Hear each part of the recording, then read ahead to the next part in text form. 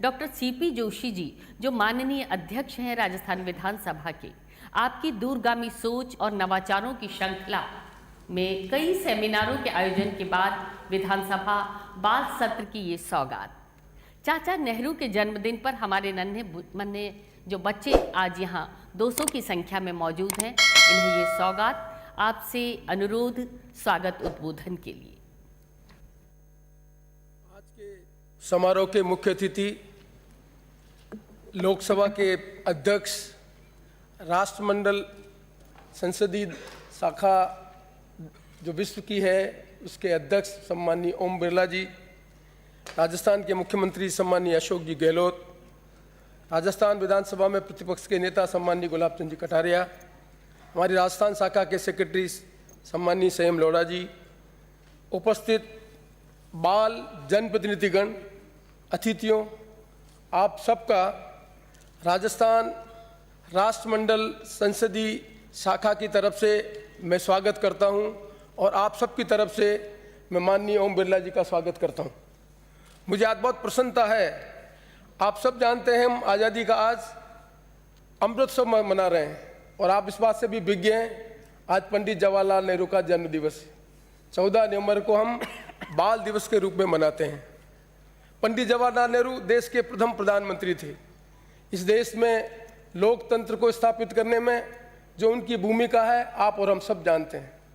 आप सब हम जानते हैं कि दुनिया में संसदीय प्रणाली के माध्यम से हमने जो विकसित राष्ट्र है उन विकसित राष्ट्र का मुकाबला किया, चाहे वैज्ञानिक क्षेत्र में हो, चाहे औद्योगिक क्षेत्र में हो, चाहे और कोई मापदंड हो। जिन मापदंड पे दुनिया के विकसित देश हैं, आज हमारा देश है, इसका कारण है संसदीय लोकतंत्र।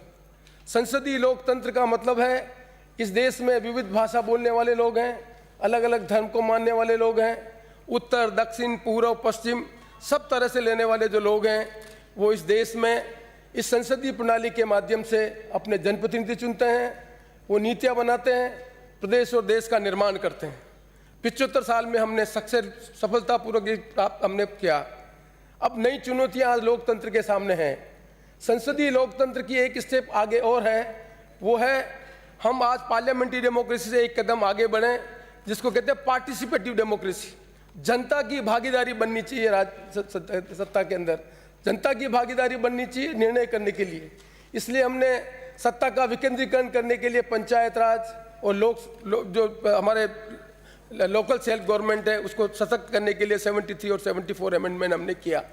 और मुझे कहते हुए प्रसन्नता है, मैं उन बिरले व्यक्तियों में है जिन्होंने मुख्यमंत्री जी ने कैबिनेट मिनिस्टर बनाया पंचायत राज का राजस्थान में। मुझे सौभाग्य मिला देश में पंचायत राज मंत्री बनने का भी मनमोहन सिंह जी की सरकार में। जब मैं विदेश में गया तब पहली बार मैंने देखा एक लोकल सेल्फ गवर्नमेंट में हमने जो इंटरेक्शन कर रहे थे उसमें सदस्य के रूप में एक नौजवान छात्र बैठा हुआ था। तो मैंने उनसे पूछा कि भाई छात्र क्यों बैठा हुआ है? हमारे यहाँ लोकल सेल्फ गवर्नमेंट में पार्षद चुने जाते हैं पर कोई छात्र चुना नहीं जाता है। तब मुझे कहा गया कि ये छात्र, ये हमारे जो लोकल सेल्फ गवर्नमेंट है, जो नगर पालिका और महानगर पालिका कहते हैं, उसमें जो छात्रों की समस्या है, एक स्कूल के बाहर बस कहाँ खड़ी होनी चाहिए, स्कूल के पास बस खड़ी हुई है, टेम्पो में बच्चे बैठे हुए हैं, लोग वहाँ पर ट्रैफिक में है, वो बच्चे निर्णय करते हैं कि स्कूल की बस को कहाँ पर खड़ा करना है। ये निर्णय करने का अधिकार वहाँ उस छात्र प्रतिनिधि को है जो लोकल सेल्फ गवर्नमेंट में बैठकर ये काम करता है। जब मुझे वापस दोबारा विधानसभा में अध्यक्ष बनने का मौका मिला तब मैंने मन में कल्पना की कि ये समय आ गया है जब अमृत महोत्सव के समय में हम नए सिरे से देश की समस्याओं के बारे में लोगों का ध्यान आकर्षित करें। और मैं इसलिए कहना चाहता हूँ माननीय बिरला साहब और माननीय मुख्यमंत्री जी, मैंने कल्पना नहीं की थी। मीना जी ने बाल मेला आयोजित किया, डिजिटल बाल मेला। मेरे घर पे जो ये प्रतियोगी जीते थे वो मेरे घर पे आए थे। मैंने उनको पूछा ये बाल मेले के पीछे क्या उद्देश्य, तो मुझे बताया गया है कि महामारी में स्कूल बंद थी, बच्चे अपने घर से बाहर निकल नहीं सकते, स्कूल में जा नहीं सकते, खेल कूद में भाग नहीं ले सकते, सांस्कृतिक कार्यक्रम में भाग नहीं ले सकते, अपने मित्रों बच्चों के साथ अपने साथियों के साथ बैठ कर चर्चा नहीं कर सकते। तब उनके मन में आया कि हम बाल मेले के माध्यम से डिजिटल मीडिया का उपयोग लेकर उन लोगों की क्रिएटिविटी को हम देखें। और मुझे जानकर बहुत प्रसन्नता हुई कि आज इस बाल मेले के माध्यम से जो आईटी का प्लेटफॉर्म उन्होंने खड़ा किया, लगभग 50 लाख बच्चों ने अपनी क्षमता का प्रदर्शन किया। किसी ने कविता लिखी, किसी ने ड्राइंग बनाई, किसी ने और चीज़ें की। ये इस बात का प्रतीक है कि हमने 70 साल में कल्पना भी नहीं की थी कि महामारी आएगी, स्कूल बंद होगी और स्कूल में क्लासरूम में नहीं होगा, टीचर पढ़ाने वाला नहीं होगा और कैसे बच्चे अपनी क्षमता का उपयोग करेंगे। तब पहली बार लगा कि इस देश में जो नौजवान बच्चे हैं उनमें क्षमता है और उसका उपयोग उन्होंने प्लेटफॉर्म के माध्यम से किया। तब मैंने पहली बार निर्णय किया कि जब इन बच्चों की क्षमता, इन क्षमता का उपयोग करने के लिए क्यों नहीं इनसे पूछा जाए कि ये किस तरह की अपनी सरकार चाहते हैं। तब मुझे अच्छा लगा और मैंने मीना जी को कहा कि आप ये प्रयोग करें और बच्चों को प्लेटफॉर्म देके और उनसे पूछें कि उनके मन में किस सरकार की कल्पना है। मुझे आज बिरला जी कहते हुए प्रसन्नता है, लगभग 5,500 लोगों ने इस प्लेटफॉर्म पे भाग लिया और इस प्लेटफॉर्म में भाग लेने के बाद एक्सपर्ट से, अलग अलग लोगों से बातचीत करके लगभग 200 आज जनप्रतिनिधि के रूप में आज यहाँ पर उपस्थित हुए हैं। उन सब का मैं सम्मान करता हूँ और ये कहना चाहता हूँ कि आइए आप और हम सब इनकी क्षमता का उपयोग लेकर किस तरह से देश की नीति निर्माण करने का काम करें, इसकी चर्चा करने के लिए हमने आज ये सत्र बुलाया है। मुझे इस बात की भी प्रसन्नता है, आप तो कॉमनवेल्थ कमेटी के पूरे के अध्यक्ष हैं, शायद ये प्रिविलेज राजस्थान की विधानसभा को ही है, हम विधानसभा में इनको ये मौका दे रहे हैं। ये प्रिविलेज इस बात का है कि इनके मन में जो कल्पना है उस कल्पना को समझने की आवश्यकता है। और मैं कहना चाहता हूं माननीय बिरला जी, इस देश में संसदीय लोकतंत्र के अंतर्गत हमने डिबेट, डिस्कशन और निर्णय करने का फैसला किया। फिर भी इस देश में इस पार्लियामेंट्री सिस्टम के होने के बाद भी यहाँ पर गौ हत्या का आंदोलन शुरू हुआ, या अन्ना हजारे का आंदोलन शुरू हुआ, या जयप्रकाश जी का आंदोलन शुरू हुआ, यहाँ कृषि के लिए किसानों का आंदोलन शुरू हुआ। ये इस बात का प्रतीक है कि यदि हमारी ये जो विधानसभा और लोकसभा है ये जन आकांक्षा को ठीक ढंग से प्रतिबिंबित नहीं करेगी तो संसदीय लोकतंत्र कमजोर होगा, और संसदीय लोकतंत्र कमजोर होगा तो जिस तेज गति से हम देश को आगे बढ़ाकर दुनिया के सामने खड़ा कर रहे हैं उसमें सामने प्रश्न खड़ा हो जाएगा। इसलिए मेरे मन में कल्पना है, इन बच्चों के मन में जो विचार था, जिन विचार के आधार पर इन्होंने फेसबुक पर इन्होंने वीडियो बनाकर जो प्लेटफॉर्म में उपयोग लिया, मैं मनोविज्ञान का विद्यार्थी हूँ, इन सब चीज़ों को कंटेंट एनालिसिस किया जाना चाहिए। कंटेंट एनालिसिस करने के बाद इन बच्चों के मन में क्या कल्पना है, यदि इन बच्चों की कल्पना को हम नहीं समझेंगे तो ये जो मीडिया आईटी आया है उस आईटी इस देश के सामने बहुत बड़ा खतरा पैदा कर देगा। यदि संसद हमें देश में लोकतंत्र को मजबूत करना है तो संसदीय लोकतंत्र में हमें सहिष्णुता रखनी पड़ेगी, एक दूसरे के विचार की समानता करनी पड़ेगी और समस्या का निराकरण डिबेट और डिस्कशन के आधार पर करना पड़ेगा। ये ज़्यादा आवश्यक है।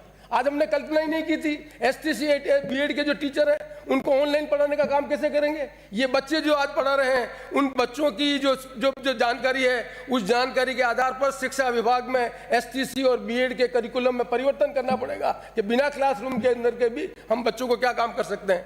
ये 50 लाख बच्चे जो प्लेटफॉर्म से जुड़े हैं ये इस बात का प्रतीक है कि आने वाले समय जनप्रतिनिधि यदि अपनी जनता की अपेक्षा को रखेंगे, आकांक्षाओं को आईटी के माध्यम से नहीं जुड़ेंगे तो विधानसभा लोकसभा में प्रभावशाली ढंग से अपनी भूमिका का निर्वहन नहीं कर सकेंगे। ये सब सोचकर हमने ये निर्णय किया कि हम एक अवसर देंगे और सारे हिंदुस्तान ने, दुनिया के जितने भी पार्लियामेंट्री डेमोक्रेसी है उनके सामने प्रस्तुत करना चाहते हैं कि अगला 25 साल इस देश और दुनिया का कैसा होगा। वो कौन से प्रश्न हैं जिन प्रश्नों का निराकरण करने के लिए सरकार को नीति और कानून में परिवर्तन करना पड़ेगा। यदि सरकार नीति और कानून में परिवर्तन कर इन बच्चों की मानसिकता के आधार पर नीतियां नहीं बनाएगी तो लोकतंत्र के सामने बहुत बड़ी चुनौतियां खड़ा हो जाएगी। ये हमारे देश में आज का जो वातावरण इस बात को इंगित करता है। इसलिए मैं आशा करता हूँ हम सब आज नेहरू जी की जयंती पे लोकतंत्र के प्रति समर्पित हों और नई पीढ़ी के जो बच्चे हैं जिनके मन में कल्पना है उन कल्पनाओं को कंटेंट एनालिसिस कर फ्यूचर में हमारी नीतियां क्या बने उन नीतियों को निर्णय करने का काम हम करें। ये एक पहला प्रयास है। और मैंने उदयपुर विश्वविद्यालय के उपकुलपति से भी कहा था कि मनोविज्ञान विभाग जो है और मनोविज्ञान विभाग के जो प्रोफेसर है उनको हमें प्रोजेक्ट देंगे। ये जो 200 जो जनप्रतिनिधि के रूप में यहाँ पर विधानसभा में जो बच्चे आए हैं इन्होंने जो कंटेंट दिया है उन कंटेंट को एनालिसिस करें। शिक्षा में क्या परिवर्तन करना है, स्वास्थ्य में क्या परिवर्तन करना, इनके मन में और क्या कल्पना है, क्योंकि इनके मन में यदि नेगेटिव कल्पना हुई तो देश के सामने समस्या खड़ी हो जाएगी। आज इस आईटी के माध्यम से बच्चे जो जानकारी ले रहे हैं, माँ बाप पढ़े लिखे नहीं है, उन माँ बाप को मालूम नहीं है कि इस आईटी के माध्यम से इस मोबाइल में क्या चीज़ है। इस मोबाइल में सारे गुण हैं, इस मोबाइल में सारे अवगुण हैं। यदि माता पिता को हम बता नहीं पाएंगे कि इन बच्चों को आईटी के माध्यम से जानकारी देकर हम एक अच्छा नागरिक बना सकते हैं, एक अच्छा जानकार बना सकते हैं, वो भावी देश के नागरिक बनेंगे, इंजीनियर बनेंगे, डॉक्टर बनेंगे, अच्छे नागरिक बनेंगे। ये देश की सबसे बड़ी आवश्यकता है। इसलिए हमने ये प्रयास किया है। मैं आशा करता हूं कि इस प्रयास के परिणाम आएंगे और माननीय बिरला जी आपके नेतृत्व में संसदीय लोकतंत्र मजबूत होगा और आने वाले समय में इस देश में नीतियां इस तरह की बने कि भविष्य की हम कल्पना कर सकें, उन समस्याओं का निराकरण कर सकें। उन समस्याओं को निराकरण करने का यह पहला प्रयास किया है। मैं आशा करता हूं इस प्रयास के परिणाम आएंगे। इसी सब दृष्टि से रखते हुए हमने आपको आमंत्रित किया। मैं माननीय मुख्यमंत्री जी का और माननीय कटारिया जी का और मेरे संसदीय जो कार्यकारिणी का उनका बहुत बहुत धन्यवाद देता हूं। मेरे सारे विधायक साथियों का बहुत बहुत धन्यवाद देता हूं कि उन्होंने नवाचार में मुझे हरदम प्रोत्साहित किया। राजस्थान की विधानसभा में नवाचार किए, जिन नवाचारों की लोगों ने कल्पना ही नहीं की थी। आज कोई मन में कल्पना ही नहीं कर सकता कि विधानसभा में जनप्रतिनिधि के रूप में बाल जनप्रतिनिधि बैठेंगे। ये तो प्रिविलेज शायद हिंदुस्तान में कहीं नहीं मिली जो आप सबको मिली है। 200 जो जनप्रतिनिधि मैं उनसे अपेक्षा करता हूं अच्छे नागरिक बने, माता पिता की आकांक्षाओं को पूरा करें और जब कभी भी नागरिक के रूप में आपको कोई भी जिम्मेदारी मिले उस जिम्मेदारी का पूर्ण निष्ठापूर्वक कर्तव्य का निर्वहन करें और देश और प्रदेश को आगे बढ़ाने में अपनी भूमिका का निर्वहन करें, ऐसी मैं आशा करता हूं। इन्हीं सब शब्दों के साथ मैं आपका भी स्वागत करता हूं, आपके माता पिता का भी स्वागत करता हूं और माननीय बिरला जी, मुख्यमंत्री जी, गुलाब जी कटारिया और हम सब साथियों का बहुत बहुत स्वागत करता हूं और आशा करता हूं ये नवाचार इस देश में लोकतंत्र को मजबूत करने के लिए अपनी अहम भूमिका अपनाएंगे। इन्हीं सब शब्दों के साथ एक बार पुनः आप सबका स्वागत, धन्यवाद।